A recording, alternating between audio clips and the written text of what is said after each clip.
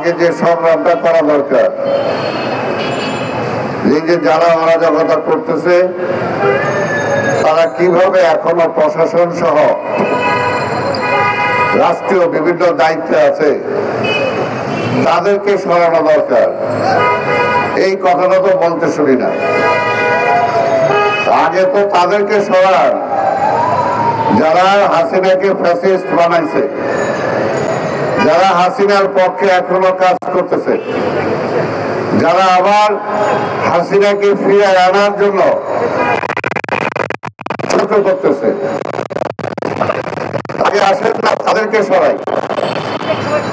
তাদেরকে না সরাই আপনি কিভাবে সব পাল্টায় ফেলবেন?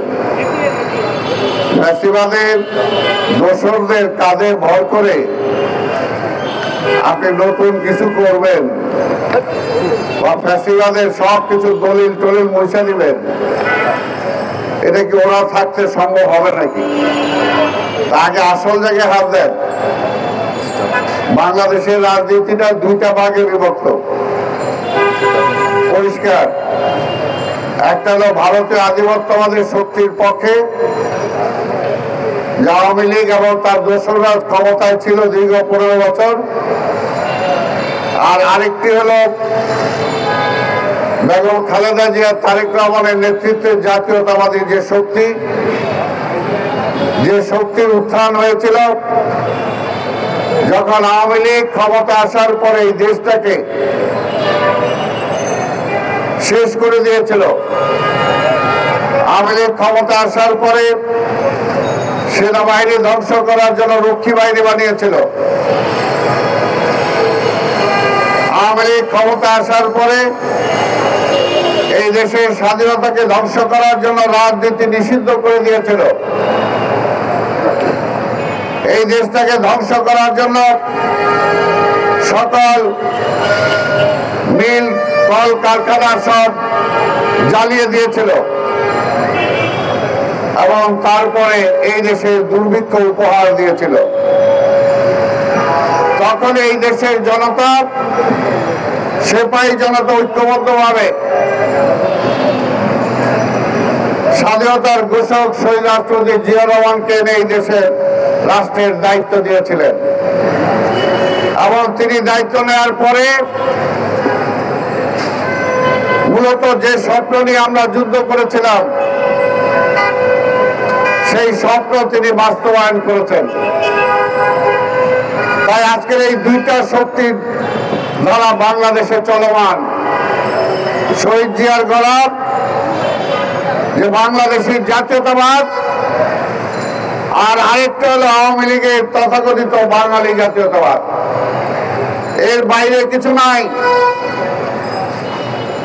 তাই আধিপত্যবাদী শক্তির পক্ষে যারা আছেন তাদেরকে নির্মূল না করলে, তাদেরকে ক্ষমতা থেকে না সরালে আপনি এই দেশের স্বাধীনতা নিশ্চিত করতে পারবেন না।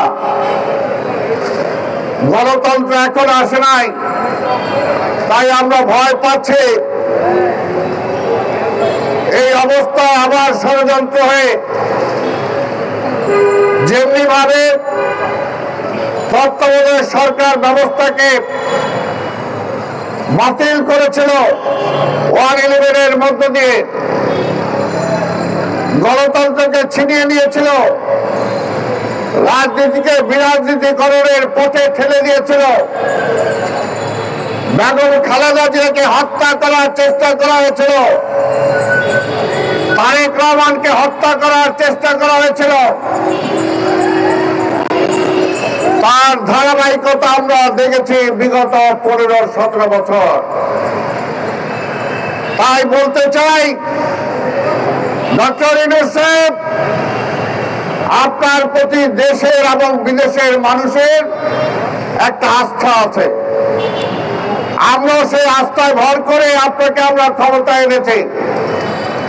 তাই আমরা চাই দেশে আরেকটা যাতে ষড়যন্ত্রের মধ্য দিয়ে এই যে গণতন্ত্র উঁকি দিচ্ছে, মানুষের ভোটের অধিকার উঁকি দিচ্ছে, এটাকে যাতে আবার কেউ দাবিয়ে দিতে না পারে। তাই আপনি অনতিবিলম্বে সকল রাজনৈতিক দলকে নিয়ে বসে বারবার যে কথা বলছে সেই একই কথা, আপনি নির্বাচনী রোড ম্যাপ ঘোষণা করুন, তা না হলে যে কোনো ষড়যন্ত্রের যদি আপনি শিকার হন, সেটার জন্য যদি রাষ্ট্র ক্ষতিগ্রস্ত হয়, গণতন্ত্র যদি ফিরে না আসে, মানুষের ছিনতাই করা ভোটের অধিকার যদি ফিরে না আসে, তাহলে কিন্তু দায় দায়িত্ব আপনার উপরই চলে আসবে। তাই বেশি কথা বলতে চাই না। দেশে নতুন করে ষড়যন্ত্র হচ্ছে, এই ষড়যন্ত্রের বেলায় রুখতে হলে ঐক্যবদ্ধ রাজনৈতিক শক্তির কোন বিকল্প নাই। তাই বিরোধী দলীয় সকল রাজনৈতিক দলকে বলবো, এই মুহূর্তে ঐক্যবদ্ধ ভাবে সকল ষড়যন্ত্রকে মোকাবেলা করে গণতন্ত্রকে ফিরিয়ে আনার জন্য যে 15 বছর জনগণের মালিকানা ছিনতাই হয়েছিল, এই রাষ্ট্রের মালিক কি জনগণ, নাকি আওয়ামী লীগ, নাকি একটা পরিবার, নাকি ভারত? আজকের এই প্রশ্নের মীমাংসা হওয়ার জন্য এই জনগণের যে ছিনতাই করা অধিকার, ভোটের অধিকার, রাষ্ট্রের মালিকানা, সেই মালিকানা নিয়ে এখনো কিন্তু বিভিন্ন তালবাহানা চলছে। আমরা বলতে চাই, যারা বলেন যে ভোটের জন্যই কি পরিবর্তন হয়েছে নাকি, অবশ্যই ভোটের জন্যই পরিবর্তন হয়েছে। কারণ ভোটের অধিকার ছিল না, মানুষের রাষ্ট্রের মালিকানা জনগণের হাতে ছিল না, সেটার জন্যই শেখ হাসিনা